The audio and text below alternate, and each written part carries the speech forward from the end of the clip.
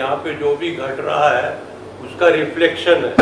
और इतनी बातें होती है उसमें से सार तत्व हम लोग क्यों नहीं पकड़ पाते। जैसे आपने कहा कि कुछ है जो अनिर्वचनीय है, अव्याख्य है, उससे ट्रांसेंडेंस हो सकता है और माइंड से हम ऊपर उठ सकते हैं। ये बौद्धिक विचार और विमर्श जिसको ओशो ने कहा है कि ये कहीं नहीं ले जाता, ये कांस्टेंट चैटरिंग ऑफ माइंड है, ये क्यों नहीं हमारे समझ में आता। ये प्रश्न वो प्रश्न, निष्प्रश्न चित्त की अवस्था ध्यान है, तो क्यों नहीं हम लोग ध्यान में रहते हैं। देखिए इसमें मैं इस चीज को बहुत स्पष्ट कर अनुभूति के तल पर कुछ होना चाहिए। इसको देखिए आपको बहुत स्पष्ट कर दें,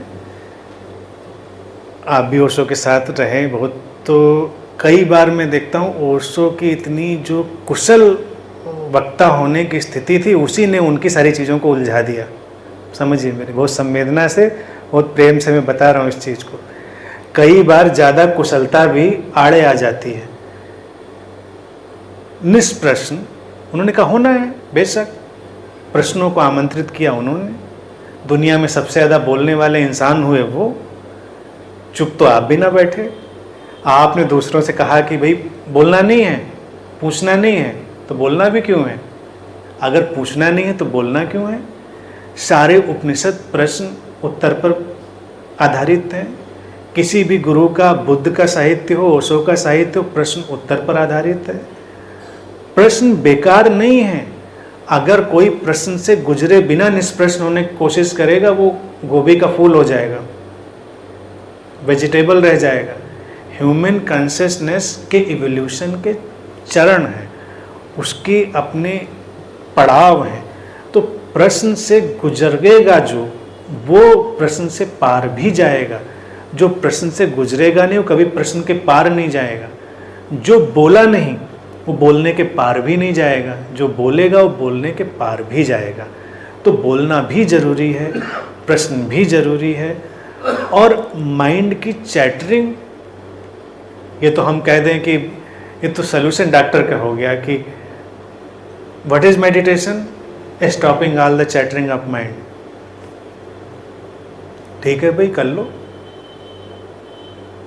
चैटरिंग बंद। कहाँ बंद होती। एंजाइटी वाला व्यक्ति जाता है डॉक्टर के पास, साइकेट्रिस्ट के पास, कि भाई मुझे नींद नहीं आती रात में, आराम, रिलैक्स हो जाओ। रिलैक्सेशन नींद के लिए बहुत ज़रूरी है। फिर डॉक्टर साहब नहीं आती, कहती रिलैक्स हो जाओ। कहते अच्छा। फिर वो बताएगा, कह रहे कैसे, तारे गिना करो, भेड़े गिना करो, ये नहीं काम करे तो ये दवाई लो, ये करो। गुरु लोग, इसीलिए मैं हमेशा एक टर्मिनोलॉजी यूज करता हूँ, masters are the greatest liars. जो बुद्धाज हैं वो सबसे ज़्यादा झूठ बोलने वाले लोग होते हैं। उनको ये ना सोचें वो सत्य लेकर आ रहे हैं, वो सबसे ज़्यादा झूठ बोलने वाले हैं। क्योंकि आपकी बीमारी झूठी है, वो क्या करें, उपाय झूठा बताना पड़ता है। आप तो सुनेंगे नहीं। आपको नींद नहीं आ रही थी, हमने तो आपको सीधी सीधी बात कही कि रिलैक्स हो जाओ, कोई चिंता नहीं, सब छोड़ दो, सब हो रहा है, तुम छत नहीं संभाले हो। अब आप फिर कह रहे हैं, घूम के आप गेट तक गए, फिर लौट आए, नहीं होता नहीं तो फिर आपको बताना पड़ेगा कि सीढ़ी चढ़ो, उतरो, ये करो, वो करो, ऐसे करो, वैसे करो, आपको उस जोन में लाने के लिए। अपार्ट फ्रॉम दैट, उसी चीज़ को हमको पैदा करने के लिए वो चीज़ का लेवल लाना पड़ेगा। तो कभी कभी हमको जो भारत में सबसे बड़ी दुर्घटना हुई है वो क्या हुई है, उसके लिए सबसे बड़े जिम्मेदार हैं हमारे बड़े बड़े गुरु लोग। उन्होंने सारी बड़ी बड़ी बातें लोगों के सामने रख दी, लेकिन बड़ी बातों के पहले कुछ छोटे उपाय भी होते हैं, वो तो नहीं है हम बता रहे हैं। हमने कहा ये समाधान है। अब व्यक्ति क्या है, उस समाधान को पहले पकड़ लेता है, लेकिन वहाँ तक पहुँचेगा वो कभी नहीं। तब चैटरिंग होगी। जैसे बहुत सारे लोग हैं, वो बड़े बड़े टर्मिनोलॉजी पकड़ लेंगे, साक्षी, निष्प्रश्न, अनिर्वचनीय, बियॉन्ड, और जितनी भी बड़ी बड़ी टर्मिनोलॉजी होंगी, फिर वो हर काम साक्षी से करेंगे। बेवकूफ़ियाँ साक्षी से करेंगे, उपद्रव साक्षी से करेंगे,